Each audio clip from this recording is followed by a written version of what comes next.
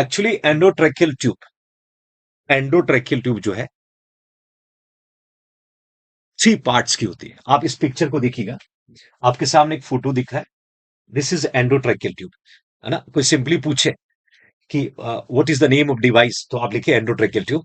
तो endotracheal tube they have 3 parts, they have 3 parts, have 3 parts. First लिखा proximal and, ये जो area है that's a proximal and, proximal and. Actually proximal जो part होता है, प्रॉक्सिमल जो पार्ट होता है जिसमें दो चीजें, इसका एरिया जो है 16 mm इन डायमीटर, नॉर्मली हम लोग कंसीडर करते हैं 16 mm इन डायमीटर। और ये वो पार्ट है जहां पर दो चीजें हम कनेक्ट कर सकते हैं। एक तो वहां पर वेंटी सर्किट को कनेक्ट कर सकते हैं, और दूसरा Anbu bag, Anbu bag artificial manual breathing unit कहते हैं, artificial manual breathing breathing unit कहते हैं, जहां से हम लोग ऑलमोस्ट प्रॉक्सिमल एंड से कनेक्ट करते हैं। इसका डायमीटर कितना बच्चों? 16 mm। अब बात करूं मैं central part, this is the central part, this is the central part, future nursing officer, this is the central part. और सेंट्रल पार्ट थोड़ा इंपॉर्टेंट है। क्यों इंपॉर्टेंट है? क्या क्या चीजें इसमें आता है? सबसे पहले लिखा है black line, black line vocal cord guide just above the ET कफ।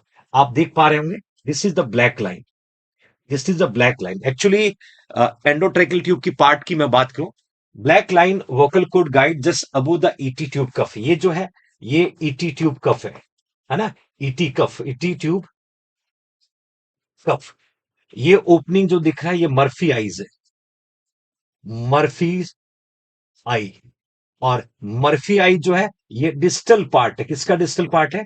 ये डिस्टल पार्ट है इसका एंडोट्रेकियल ट्यूब का, जहां पर मर्फी आई देखने को मिलता है ना। और ये जो दिख रहा है इसको पायलट बलून कहते हैं, पायलट बलून।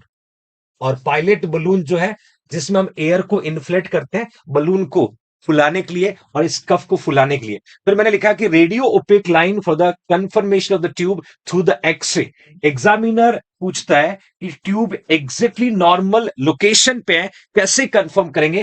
तो ये जो डॉट डॉट दिख रहा है, ये जो डॉट डॉट दिख रहा है, इसको हम कंसिडर करते हैं that is a radio opaque line, है ना, रेडियो ओपेक लाइन। इन रेडियो ओपेक लाइन से हमें पता चलता है कि एग्जैक्टली ट्यूब कहां रीच किया, ट्यूब कहां रीच किया। बहुत बढ़िया, है ना। जी जी, आगे बताऊंगा मेरा बच्चा।